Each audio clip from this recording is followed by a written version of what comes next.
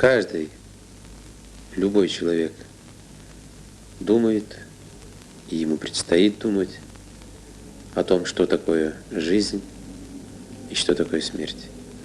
Это неизбежно. Это обязательная, я бы сказал, доля всякого мыслящего существа. Столкнуться задолго до наступления самой смерти с мыслями о ней. И эти мысли, на мой взгляд, они, наверное, и оттачивали, совершенствовали человеческое в человеке. Если бы не было понимания смерти, если бы не было, то не было бы, наверное, и понимания сути жизни.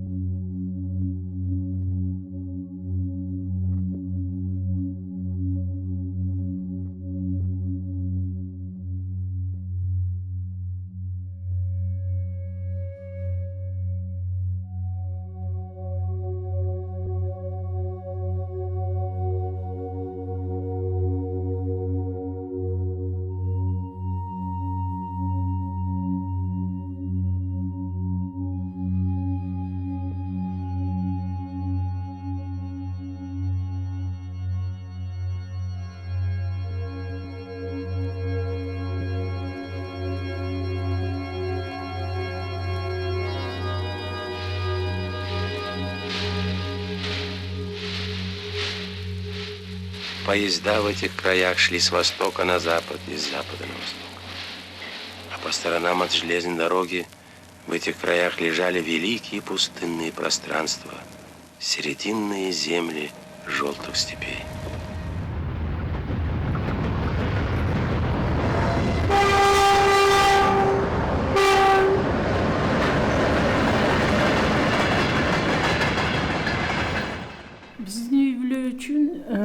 Маймак станциясынын мааниси өтө чоң. Анткени мен байкадым эле да, илгери Чыңгыз Төрөкулович 70 жылдыгында беле, 60 жылдыгында беле иши кылып айылга баратканбыз. Юбилейди өткөрөбүз деп. Анан жолдон Жамбылдан чыкканда айтып калды, биз азыр Кичи Капка аркылуу Маймакка барабыз деп. Бирок бизди тосуп турган кишилер айтып калышты, биз Маймакты даярдаган жок элек, билген жок элек, биз мектепти даярдадык, Грозный мектебине киребиз, шекерди эл күтүп атат дешти. Анан ал айтты, жок, мен биринчи Маймакка барам, анан Маймактан кийин кайда десеңер ошол жака барайын. Бирок биринчи учураша турган жерим ушул деп графикти бир бузганын билем.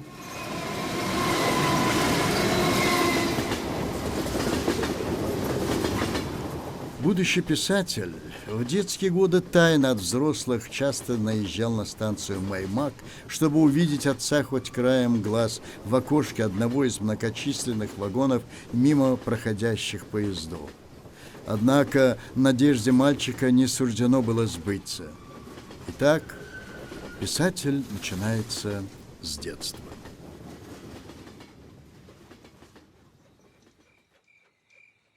Они сошли с поезда глубокой ночью на станции Маймак, что находится на границе Кыргызстана с Казахстаном. Их никто не встретил. Ни мать, тем более ни дети не знали, каким образом выжить без главы и кормильца семьи. Им не сообщили о страшном убийстве их отца вблизи нынешнего Бишкека вкупе с другими видными руководителями того времени.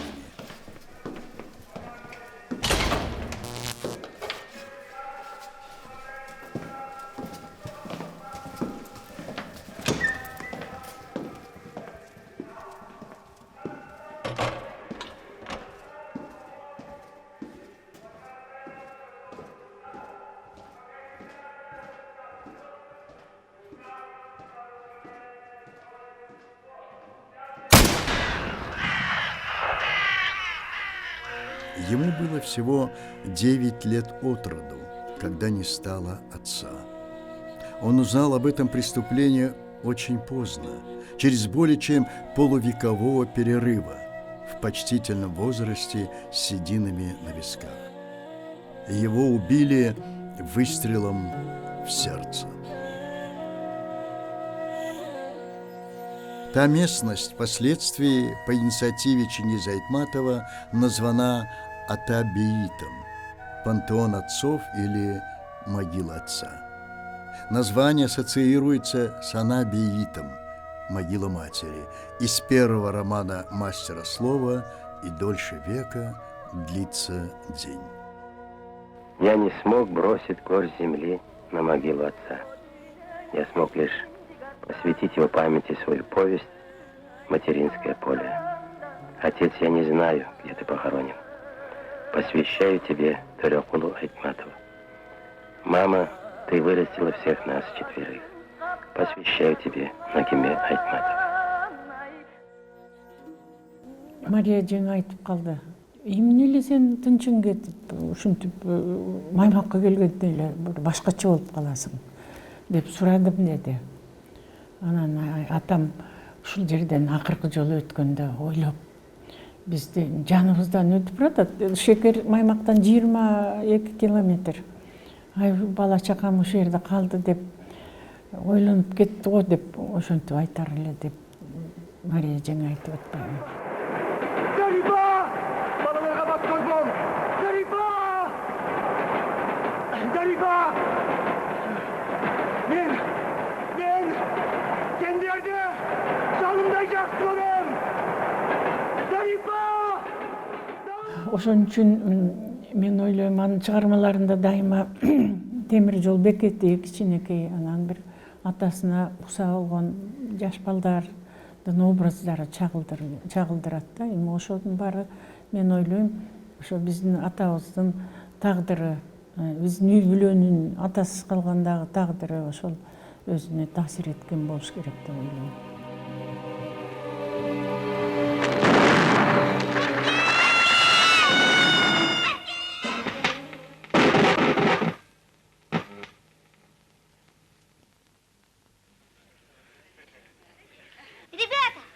Ребята, вы видели моего отца?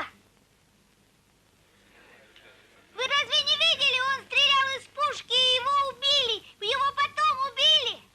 Апам каза болуп аткан мезгилде больницада болчу, палатада кыйналып аткан. Анан палатага Тургунбек Суамбердиев деген аксакал экөө кирип көрөбүз деп киришти палатага.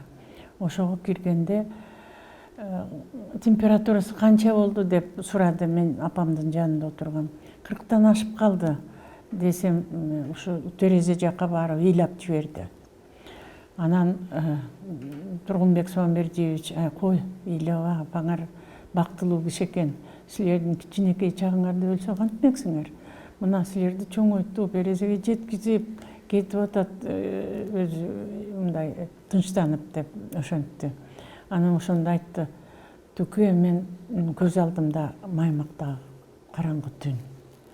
Ошол көз алдымда турат. Апам бизди поезддан түшүрүп калып, Москвадан келет, бизди поезддан түшүрүп калып, төртөөбүздү чөчүрөтүп, жетелеп келатканы эч эсимден чыкпайт деп ошентти.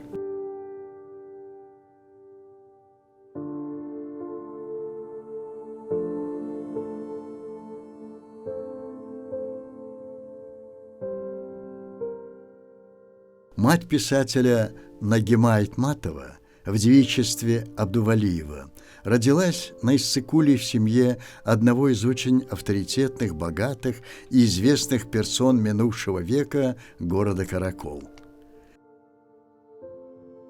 Ее отец Хамза Абдувалиев читал и писал по-татарски, знал арабскую письменность, хорошо владел русским языком и кириллицей и знал толк в купеческом деле.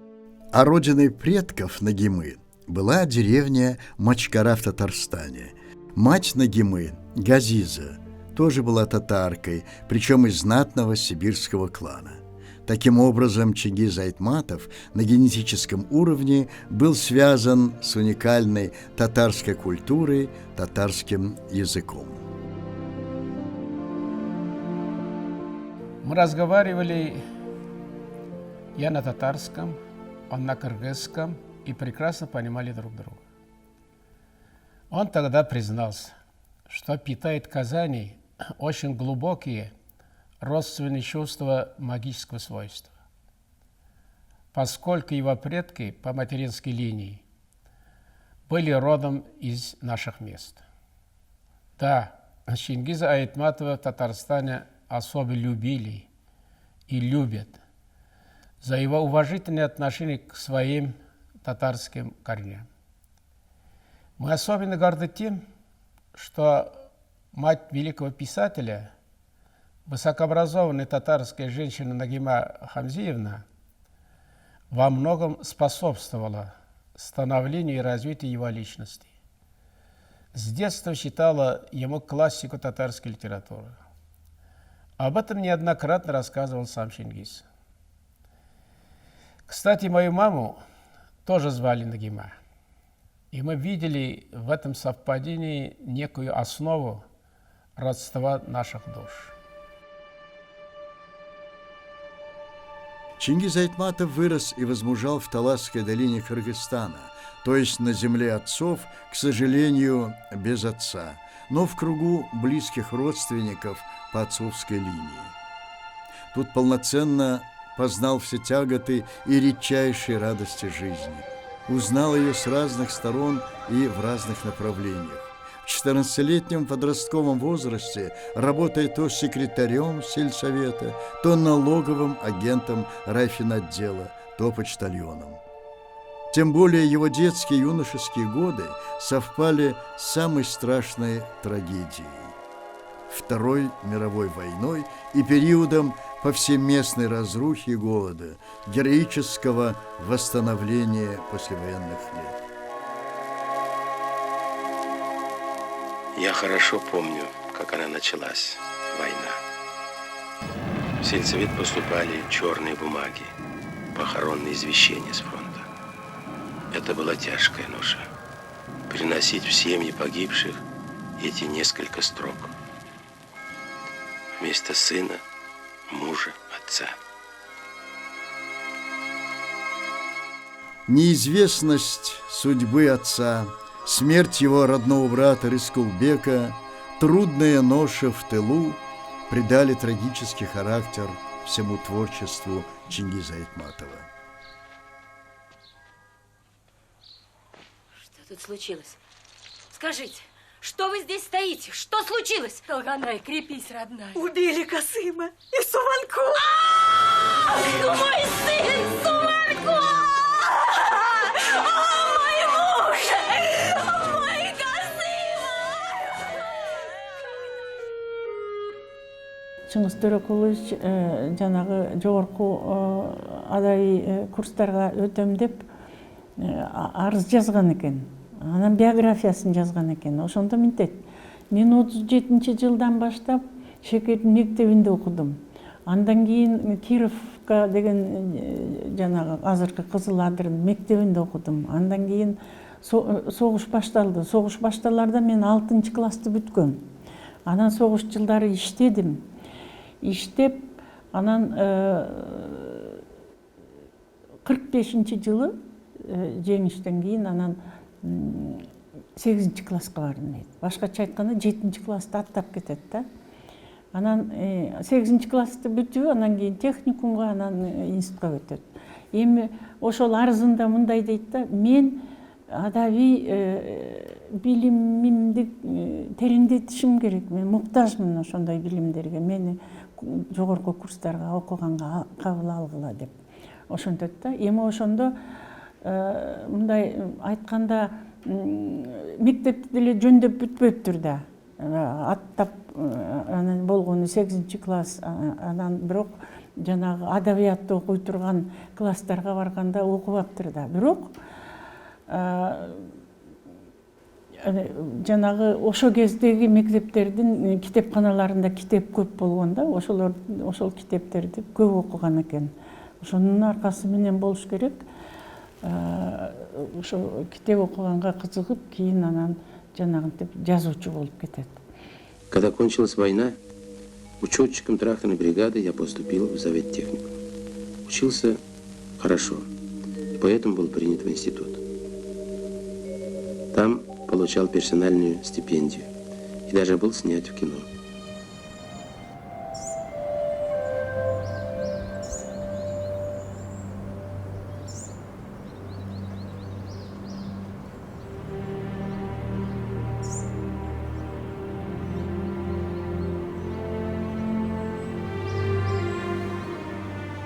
Малая родина писателя, долина Талас, славится неповторимыми климатическими условиями, чистым воздухом, разливистой рекой, горными лесами, белоснежными вершинами, пшеничными полями.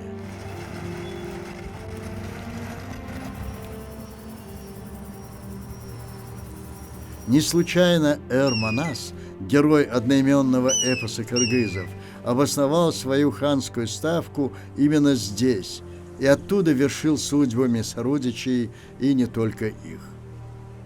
На этой стороне издревле рождаются многие исключительно талантливые люди, авторы сказок и легенд, песен и мелодий. По утрам тень вершины Манаса падает на окраину Шекеры. В этом символ вечности, значит, мир стоит на своем месте. С этой высоченной горы великий Манас озерял землю в подзорную трубу. Не идут ли откуда враги? Так рассказывали мне бабушка Аймхан и тетушка Харахзапа. Они были очень похожими друг на друга, мать и дочь, красивые и мудрые наставительницы мои, хранительницы сказаний, легенд, песен и поговорок.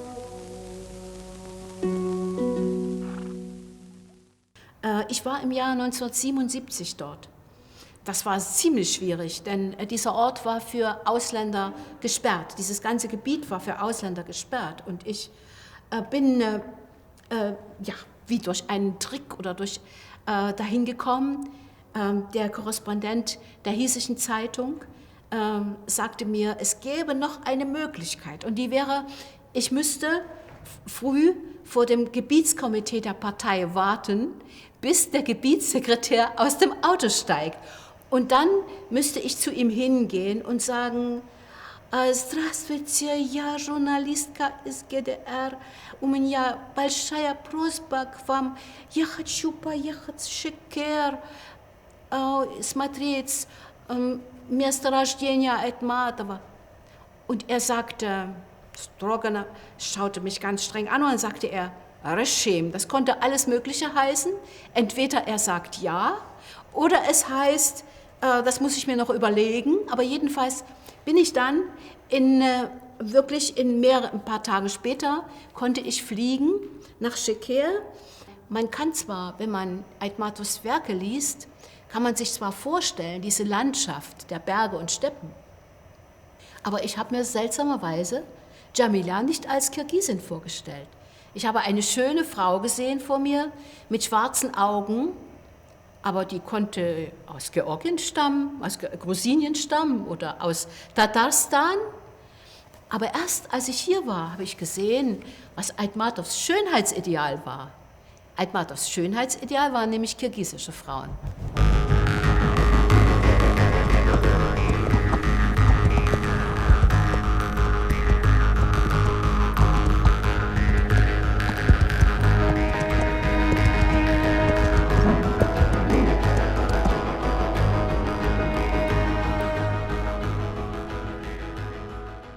Писатель не переставал повторять колоссальную роль детства в формировании личности. В его размышлениях на данную тему можно встретить запавшие ему в душе строфы турецкого поэта Фазыла Хюсню Дагларджи. Детство – это дом, в котором двери открыты всегда. Входят в этот дом верблюды и кошки, облака и птицы. Входят целые города.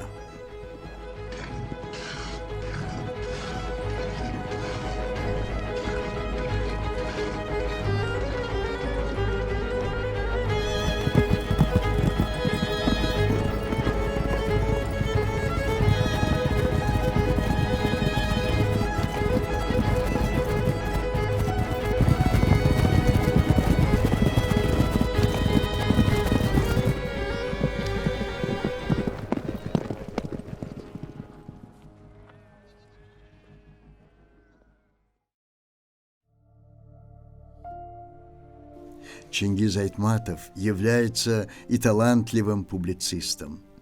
Начав свой творческий путь на поприще журналистики, Чингиз Айтматов прошел в Центральной газете СССР отличную журналистскую закалку. Как однажды отметил один из его поклонников, он писал в правде правду.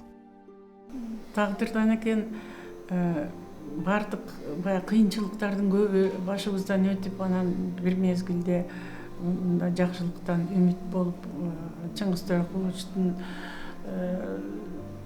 шығармашылығы өзі қандайдыр бір ушундай момент келді, шығармашылығы бір өзүнөн өзү өнүккөндөй болуп сезилет да мага. Бирок баягы өзү иштеп жакшы чыгармаларды жазып, анан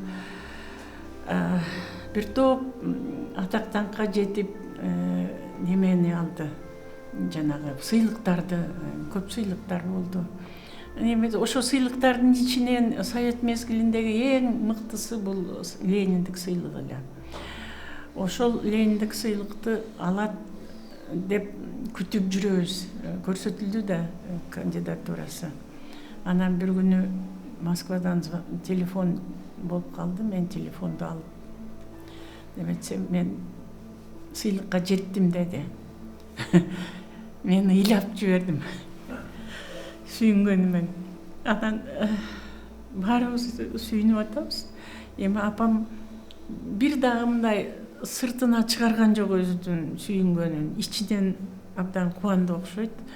Анан Чыңгыз Төреқұлович келе турган болуп калды Москвадан. Ошо күнү мен больницадамын, туугандар, официалдуу адамдар баары аэропортко барып тосуп келебиз деп кетишти. Анан ошо аэропортко келгенде апам кандай деген экен, апам больницада дегенден кийин үйгө кирбестен түз эле палатага келди.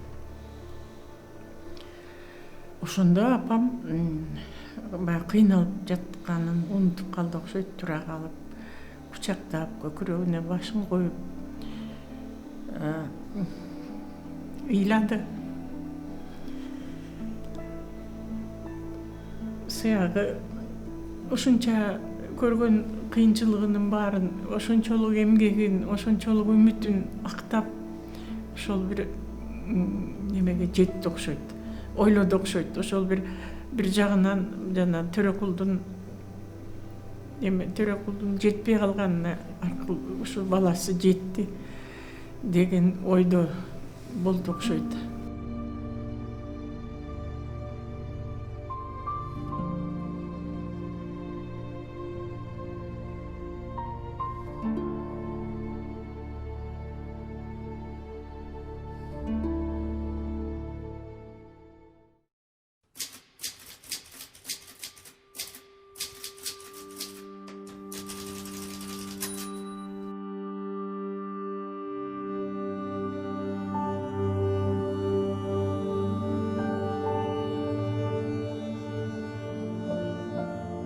Творчество настоящего писателя не вписывается во временные рамки. Согласно непреложенному закону природы, он уходит в мир иной, а созданный его гением художественный мир продолжает жить в сердцах благородных читателей, оживляясь и обновляясь при каждом прикосновении, обращении к себе. Многие поколения нынешних людей по-прежнему ищут и находят в его прекрасных произведениях исчерпывающие ответы на волнующие себя вопросы. Ибо богатое, вместе с тем уникальное наследие классика, затрагивающее неизменное чувство человеколюбия в человеке, имеет неприходящее значение.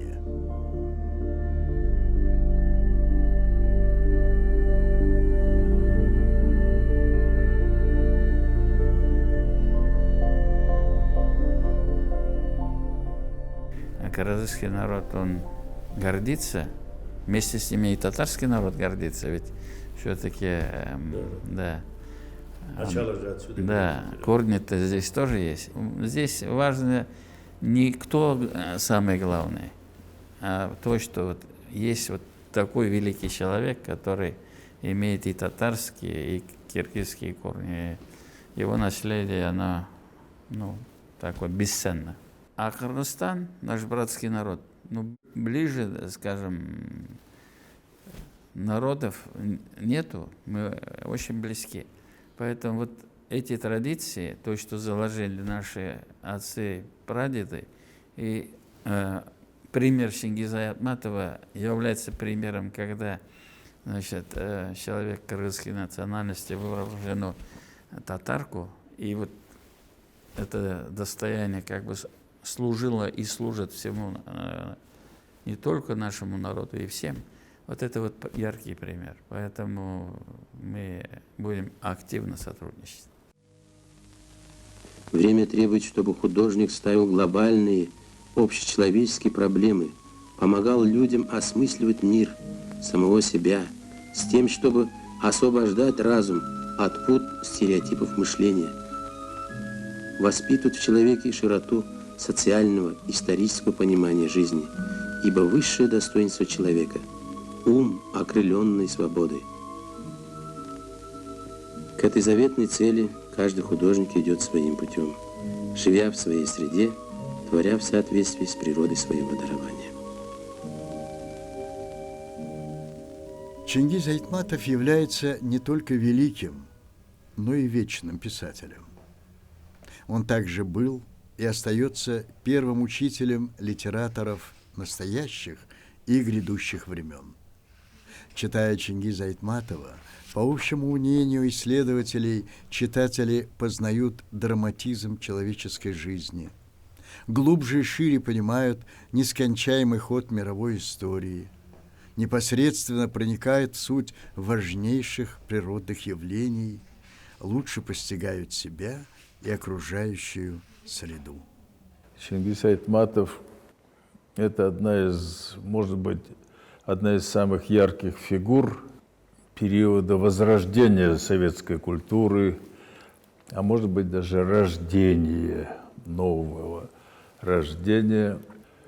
Это 60-е, 70-е годы. Появились очень мощные художественные таланты во всех жанрах искусства, литературы. И фильмы какие замечательные пошли. Какие полотна у художников. И какие книги. И в этой обстановке как раз развивался и талант Чингиза Айтматова. Железная дорога, соединяющая Запад с Востоком, и наоборот, в прозе Чингиза Айтматова, означает не только связь пространств, но и эпох, и этносов. У Чингиза Айтматова есть еще, вот у него такая, ну, скажем, вот посмотрите, многие герои его произведений как-то связаны с Казахстаном. Так? А вот Гачев в свое время замечательно написал в книге «Любовь, эпоха, человек», по-моему, Гачев, Георгий Гачев, большой философ. А он впервые на таком философском уровне писал о творчестве Чингиза Айтматовича, ну, Джамиле и так далее. И он еще вот эти берет ландшафты, какие ландшафты. Вот в абсолютном большинстве произведений, как он к тому времени, у Чингиза Айтматова, степи и горы, сретение гор и степей. То есть это пограничная линия, степи и горы. Горы, переходящие в степь, степь, переходящая в горы. Ну, а потом у Чингиза во многих произведениях вот эта пограничная линия, она присутствует. Ну, Пеги, пес, бегущий краем моря, то есть стихии, мощные стихии, там, океана, суши и так далее. Ну и по существу он человек вообще, знаете, вот это охрана, кто такие вот, в общем, люди, которые, ну, можно по-разному воспринять пограничников, но тот, кто бережет границу, он бережет состоятельность обоих миров, которые вступают в контакты. И это особая этика, это особая нравственность. И вот, значит, Чингис, вот его очень тревожит человек и конец его истории, скажем, вот апокалиптическая литература, которая у него появляется. Так? То есть человек и космос, человек и Вселенная совершенно органично и естественно входят в его произведения.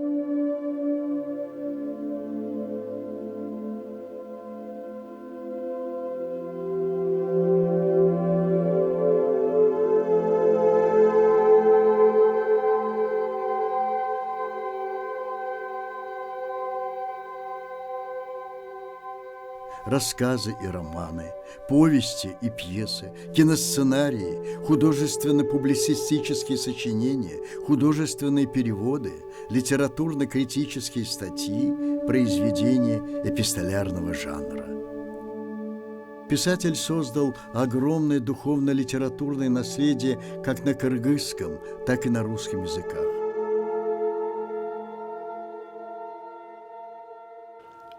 Его романы, может быть, одни из, самые, может быть, популярные становились. Вдруг выходили большими тиражами по всей стране. И вот русский язык помог ему завоевать мир по-настоящему. В чем назначение литературы, в чем назначение искусства? Это очень непростое дело.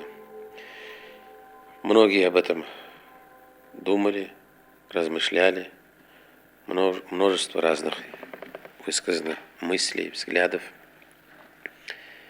Я думаю, что наиболее верное было высказано все-таки Львом Николаевичем Толстым. Он утверждает, что искусство должно заставить человека жить разнообразно и воспринимать разнообразие жизни как реальность, окружающую его, и верить и любить это разнообразие мира.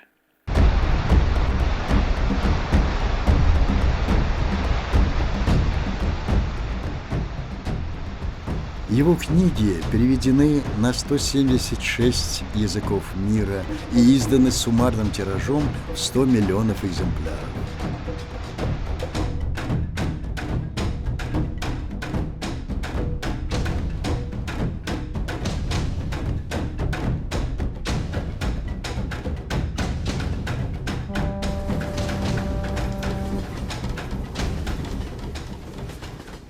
Бир мисал айталы, ошо Жамилә повесинде мына немецтерге которгондо 37 жолу кайра басып чыккан экен. Немецтерге 37 жолу. Бул деген сөз Германиядагы окуучулары, окурмандары абдан көп, аялда кадыр убакыты чоң дегенди билдирип турат. Андан сырткары мына ЮНЕСКОнун маалыматы боюнча Чыңгыз Раушан Айтматов бул дүйнөдөгү эң көп окуган жазуучу улуу инсан болуп 3-чү орунда турат, Шекспир менен Толстойдон кийин. Бул дагы өзү айтып турат да, бул бир эле биздин мамлекет же бир региондо эмес, бул дүйнөлүк масштабтагы улуу инсан экен. По мотивам прозаических произведений и пьес писателя на сцене театров многих стран, от Ташкента до Дели, от Вильнюса до Нью-Йорка, были осуществлены более 1000 постановок, а также около 30 художественных и документальных фильмов. Панам, Йону Манзан!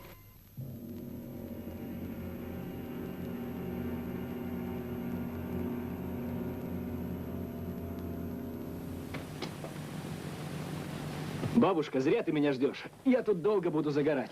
Я не бабушка. Хм. А кто же ты? Какая красивая девушка. А он красивый, не местный. Не вспугнуть бы эту малышку. Если мать узнает. Подожди минутку, красная косынка. Только не оборачиваться.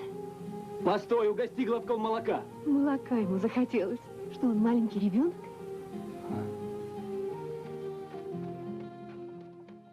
Отправить иноходца Гульсары на конюшню для верховой езды. Гульсары я не отдам. Не отдам. Не отдам. Что, на конюшне лошади перевели, что ли?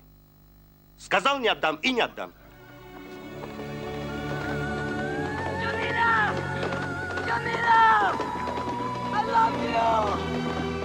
Многогранное творчество Чингиза Айтматова по-прежнему играет свою благотворительную роль в обогащении новыми сюжетами и художественными содержаниями современной музыки, живописи, оперы, балета, а также других видов и жанров искусства. كان لنا فرصة قرأنا عن مجموعة روايات اتمتوف في صالون الملتقى الأدبي في أبو ظبي. أغلب اللي قرأوا الروايات أحبوا جنكيز اتمتوف. أسميه جنكيز اتمتوف لأنه هو قريب منا، قريب من مشاعرنا، قريب من إنسانيتنا. أبدع في طريقة سرد الرواية، أبدع في أنه يوصل للعالم الآخر قرقستان، المدينة الجميلة اللي الناس أحبوا وطنهم. واللي حبيت أكثر في كتاباته أنه ركز على الطبقة العاملة، ركز على الإنسان البسيط في بلده، الإنسان الفلاح، المزارع، المرأة أعطاها دور وخلاها في فترة. طبعا هو كتاباته جميلة في عام 1900 59 أظهر المرأة لها دور كبير في حياته. وأعتقد بعد ما قرينا السيرة الذاتية لجنكيز أنه هو تأثر بوالدته، أنه كيف ربته بحيث أنه يكون المرأة لها دور في حياة جنكيز اتمتوف. جنكيز اتمتوف أقدر أقول عنه كاتب عالمي يستحق أكثر من جائزة نوبل. يعني يكفي أنه هو كسب قلوب القراء، كسب محبين القراءة. هو اللي عرفنا على منطقة آسيا، وعرفنا أن كيف الإنسان يفكر، كيف الإنسان يحب، وكيف الرواية أو الأدب يوصل العالم الآخر بغض النظر عن الحروب والمشاكل.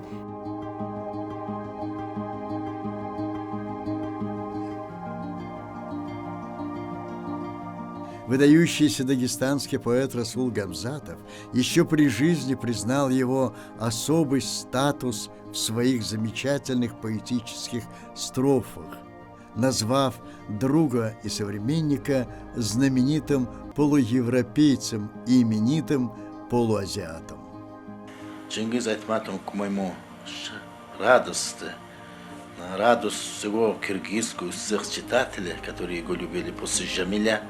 Не скрою, я боялся, вдруг он так хорошо не может писать. Он остался во всех произведениях Чингиз Айтматовым. Чингисхан завоевал мир силою оружия, а наш Чингиз – мощью своего художественного дарования, восклицал другой поэт таджикский Мирзо Турсунзаде. Я не скажу, что каждый день мы встречались.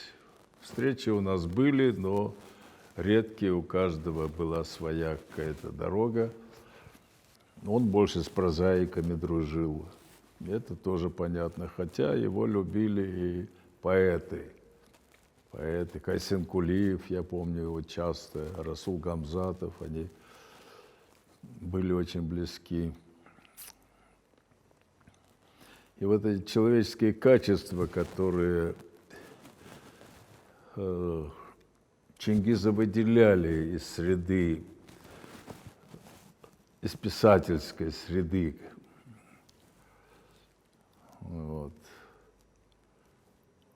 Такая широта мышления в разговоре она проявлялась, и в поступках, безусловно. В общении мы это легко узнавали. Самое интересное, значит, когда мы только прибыли, я еще был, после самолета, еще ничего не соображал. Оказывается, у нас с тобой абсолютно похожие чемоданы. Когда мне сказали, который из ваших чемоданов, я указал на один из какой-то чемодан, который я считал своим. И они мне вдруг приносят его в номер.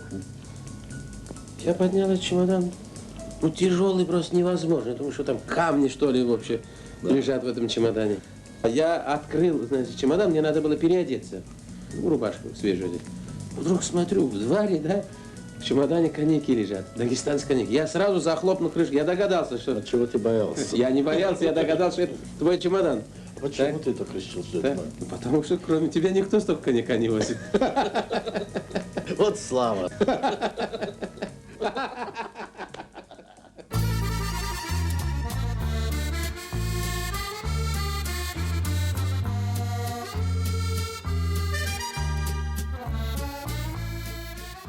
Екі мыңыншы жылы элекөллажин вице-спикері болып, мен Европарламент Қырғызстан парламентаралық комитет бар. Ошонун сопредседатель коет, баягы эки жактан тең комитеттин төрагасы. Европарламент бизден мен болдум. Анан Брюссельге биринчи жыйынга бардык. Барып, менен мындай качкан эмесмин, Европа парламент көргөн эмесмин. Барабынан ошол жерде Брюссельде элчиликте ошол жерден Чыңгыз Толокурдун жолугуп, ошол жерден чай ичип отуруп да көп сүйлөштүк. Ошо сүрөтүм бар, ошол түшкөн сүрөт. Менен ал киши менен ошо көп эле сүрөткө чыгып койсом болмок. Ийинсем ошол эле сүрөтүм бар экен, Чыңгыз Толокурович менен ошол сүрөтүм. Анан Европарламентке бардык. Акча ордун айтып берейин. Анан бардык, мен вице-спикер, жогорку депутаттары, Чыңгыз Толокурович мен да барайын деп чогуу барды. Баягы сезди го, менен баягы биринчи жолу келип атышат. Баягы сүйлөшкөндө кишине жардам берейин. Мен эми тааныйм, аты бар акчынын. Акчыны сыйлайт. Ал барбай койсо эле болмок ал жака. Бирок убактысын бөлүп барды да, ал бизге жардам берген болуптур. Анан барганда киргенде эле "Здравствуйте, господин посол" деп эле баягы акчыны төргөткөзөт. Биз калдык. Анан кирип, отуруп, анан тааныбаган киши болуп экен Европарламентте. Баары тең ушундай ысык, жылуу учурашып атты акчы менен. Анан жыйын бүттү, тезде бүттүк. Бүтүп сүйлөшүп, көп маселелер коюлду. Анан жерден жолугушу жакшы бүттү, алар колдой турган болду. Анан кайра чыгып келип, чыгып келсек, уже Германиядан келип кишилер күтүп туруптур. Чыңгыз Толокуровичту ошо лек алып барып, ошо лекция окутканга чыккандан кийин ошо түнү менен анан Германияга кетти. Айтматов ist ein Schriftsteller von Weltgeltung, aber er ist etwas Besonderes, weil er in seinem Leben mehrere Epochen der Menschheitsgeschichte verbunden hat. Er kann uns an etwas erinnern, was ganz tief verborgen in unseren Genen liegt. Er hat uns Kirgisistan gezeigt.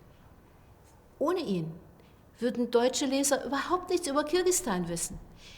Man muss sich das mal vorstellen, er hat eine große Brücke gebaut. Von Kirgisistan nach Europa, nach Westeuropa, nach Deutschland.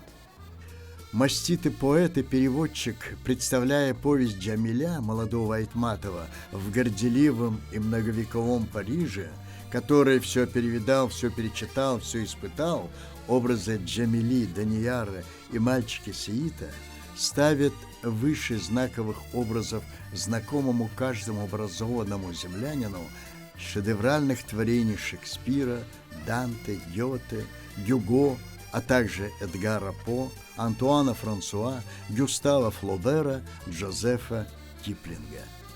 Для меня же это самая прекрасная на свете повесть о любви. Я не мог не сказать этого. Повесть о любви, где нет ни единого лишнего слова, ни одной фразы, не встречающей отклика в душе. Впрочем, первым заметил талант Айтматова французский поэт Луи Арагон с подачи классика казахской советской литературы Мухтара Ауэзова. Мухтар Ауэзов, мой незабвенный учитель, великий казахский писатель, великий художник Востока.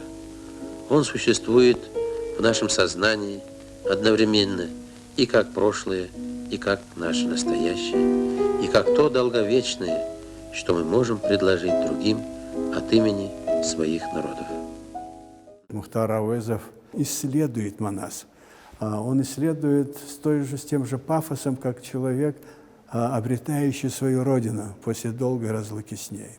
И вот этот эпос Манас становится для него органичным, своим, не чужим, не отчужденным. Это не делится там, казахское, кыргызское, это мировое сокровище, но сотворенное братским народом Кыргызстана. Вот такое вот у него. Поэтому Мухтар Ауэзов, конечно, в 1952 году со всей отвагой, решимостью, в очень критические для себя времена, скажу сразу, что после его выступления во Фрунзе в защиту кыргызского эпоса Манас, а туда целая комиссия приехала с определенной установкой ЦК из Москвы. И это люди, которые объявляли целый ряд эпосов народов мира, там и карело-финский эпос, и Маадай Кара, алтайский, наш Карасай Хази, казахский, многие эпосы объявляли антинародными.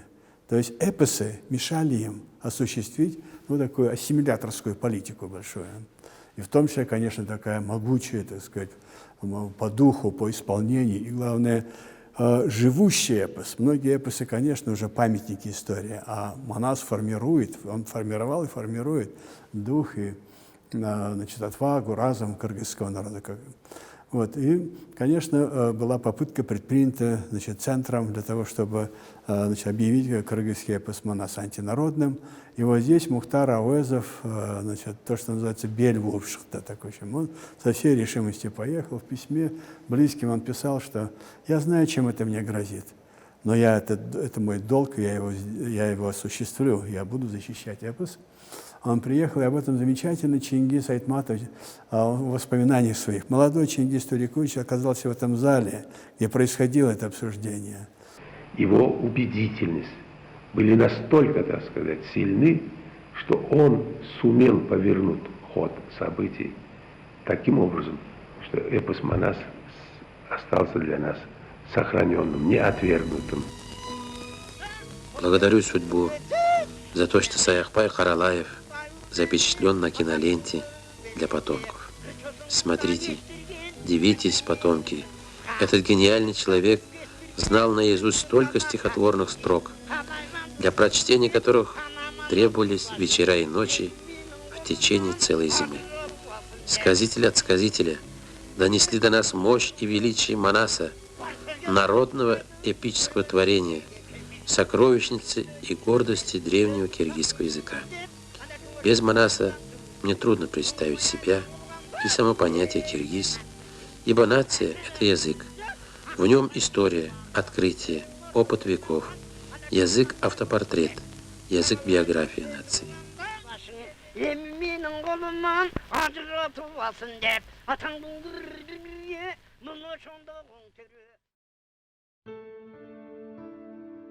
Кыргызский писатель в своих художественных вещах мучительно искал ответы на вековечные проблемы развития всеобщего разума. В последние годы его больше занимали вопросы терроризма, точнее причины его возникновения, варварская сущность заказчиков и исполнителей кровавой бойни то тут, то там.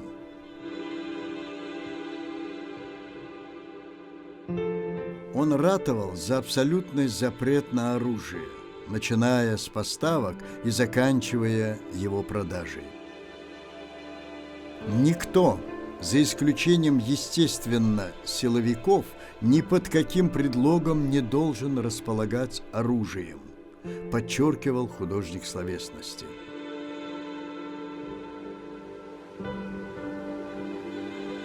Чингис Туракулович шынында бир эле кыргыз элин эмес, бүт дүйнө жүзүнө эмгеги абдан сиңген адам, өзүнүн кылган кызматы, жасаган иши ошону жыйынтыгы болду. Мындайча айтканда Чингис Туракулович ал өзү өтүп кетсе дагы кыргыз элине, кыргыз мамлекетине мына жардамы тийип атат азыр. Бизде Чингис Туракулович аркылуу бүт дүйнө жүзү, бүт мамлекеттер ошол Кыргызстан деп билип, кыргыз экенин таанып, көп жерде мына ушундай чоң иштер аткарып атат. Кечээ мына ошол Оондо болгон көргөзмөдө генеральный секретардын орун басары атайы келип, ошол жерде сүйлөп, АКШга таазим этип кетти. Бул деген нерсе ал биздики эмес, меники эмес, же ошол жерде катышкан кыргыздардыкы эмес. Ал Чингис Туракулович өзү тирүү кезинде өзүнө эстелик куруп кетти деген нерсе да. Алар Чингис Туракуловичти сыйлап, ошондой улуу адам экенин сыйлап, ошол Оондун библиотекасында биринчи жолу өтүп атты ушундай көргөзмө. Биринчи жолу. Муну өткөн эмес экен. Ушул өзү да айтып турат, Чингис Туракулович бул дүйнөлүк масштабтагы улуу адам, улуу инсан болгон деп. Будучи членом Римского клуба, Европейской академии литературы, искусства и науки, а также иных самых престижных и влиятельных общественных организаций, популярный писатель, как говорится, засучив рукава, боролся за раскрепощение личности, усовершенствование человека, развитие его в духовном плане и сближение культур различных наций на земле. Созыв Иссык-Кульского форума мировых интеллектуалов в октябре 1986 года является закономерным продолжением кипучей деятельности мэтра в данном направлении. Настоящий неформальный форум сыграл свою историческую роль в разрядке напряженности между СССР и Западом, в ослаблении позиций сторонников холодной войны с той и с другой стороны. Если и в этот раз мы сможем сказать нечто важное для современной человеческой культуры, нечто важное для художников, слова и деятелей искусства, то, я думаю, тогда есть смысл утверждать, что Стамбульский форум, он рожден потребностью нашего времени, потребностью нашего развития. 1986 жылы бұнда форум өткізіш абдан ор болчу да.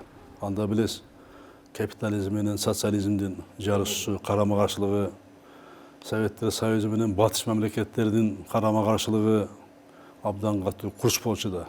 Бирок ошол мезгилде, оор мезгилде дагы, кыйын мезгилде дагы ошол форумда Чыңгыз Торокулович келечекти көрө билип, ошо кийин адамзатка алып келе турган кыйынчылыктарды ошону азыртан башта алдын алып, ошо проблемалар чечүү боюнча маселелерди көп койгон. Мисалы, эң негизги койгону бул проблема бар тең. Бир эле экономикада, технологияда же саясатта эмес, бул дүйнө жүзүндөгү адамдардын ан сезимин өзгөрүш керек деген маселени койгон. Бул кайсы жактан? Бул биринчи мынакы дин маселеси боюнча, динди кагылышуулар токтотуш боюнча, улуттар биримдиги боюнча, дүйнөлүк элдерди жакындатыш боюнча, мына терроризм, экстремизм боюнча, айрыкча экология боюнча бузулуп аткан экология боюнча ошондой абдан чоң глобалдык маселелерди ошол форумда Чыңгыз Торокулович өзү көтөрүп, и ошол маселелерди кантип чыгыш жолдорун айтып беришкен да.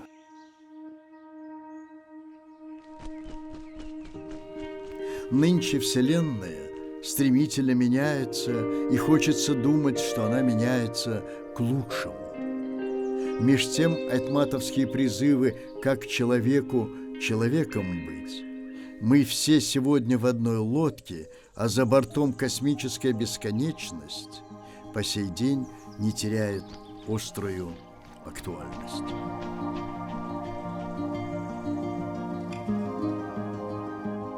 Выступая на открытии третьего Иссык-Кульского форума, прошедшего в октябре 2018 года, президент Кыргызской республики Сооронбай Джеймбеков подчеркнул: и сегодня актуален вывод первого форума о том, что кризисом окутана возможность совместной жизни людей на Земле, что современные проблемы становятся все сложнее, и их решение требует новых идей, новых подходов и нового планетарного мышления.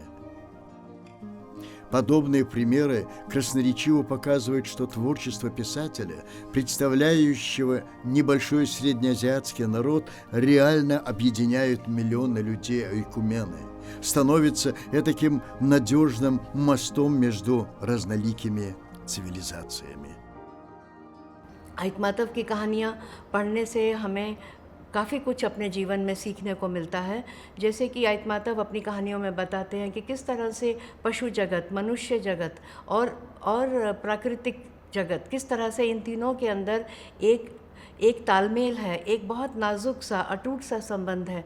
और मैं तो शायद ये भी मुझे कहने में बिल्कुल झिझक इस बात पे नहीं होगी कि टॉल्स्टॉय अपने समय में एक बहुत बड़े लेखक रहे हैं 19वीं शताब्दी के अंत के, और 20वीं शताब्दी के अंत के मैं कह सकती हूँ कि आइतमातव एक कुछ बड़े लेखकों में उनका नाम हम आसानी से ले सकते हैं। Ученые литературоведы, общественные деятели разных национальностей на разных языках рассказывают о том, как чтят и любят Айтматова читатели во всех уголках земного шара. Приводят конкретные примеры. В информационных источниках появляются сообщения о новых изданиях его книг, о новых театральных постановках и фильмах по мотивам его произведений, а также о мероприятиях, связанных с увековечением памяти художника слова.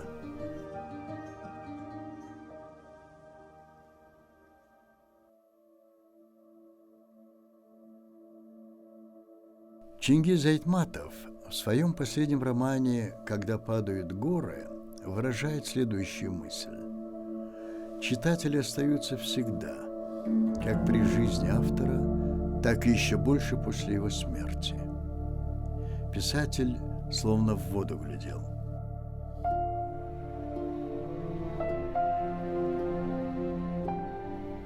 Сегодня наблюдается настоящий бум вокруг его произведений.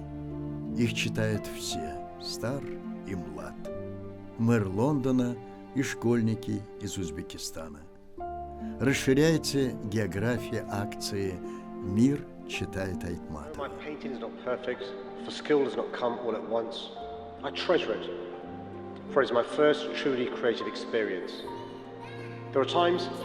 When I'm dissatisfied with my work.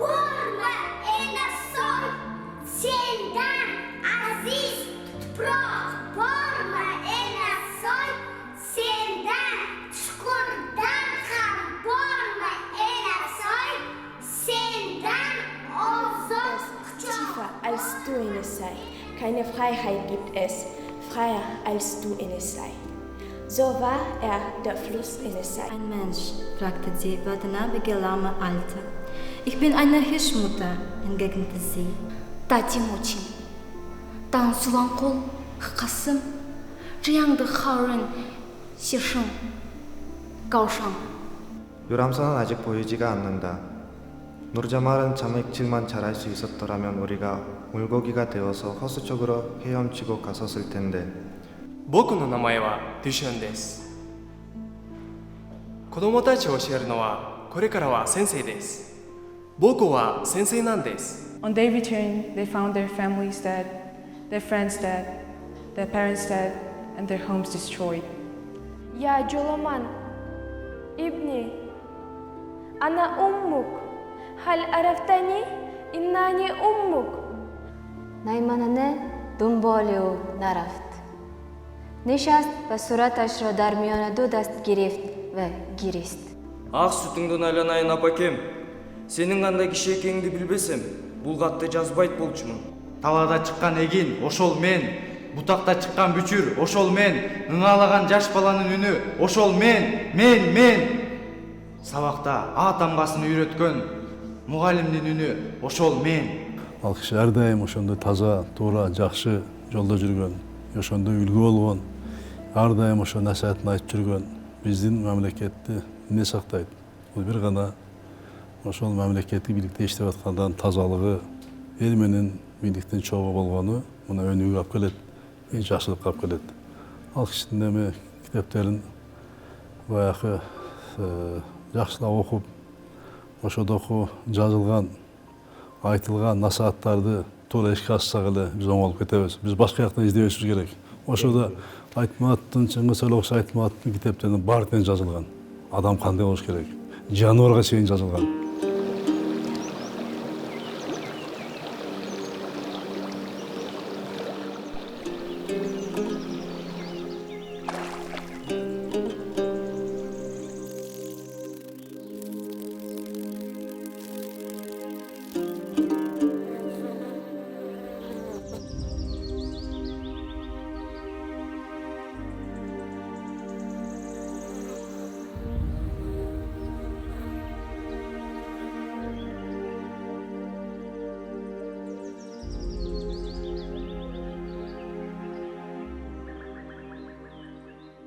Таким образом, имя Айтматова становится знаковым в анналах мировой культуры, брендом Отечества. Его произведение, так же, как и раньше, помогает нам жить и бороться во имя будущего. Жив ли Манас? Когда-то Чингизу Тарикулычу задали вопрос корреспонденты. Ответ писателя был таков: да, если слезы людей, и мои тоже не мертвы.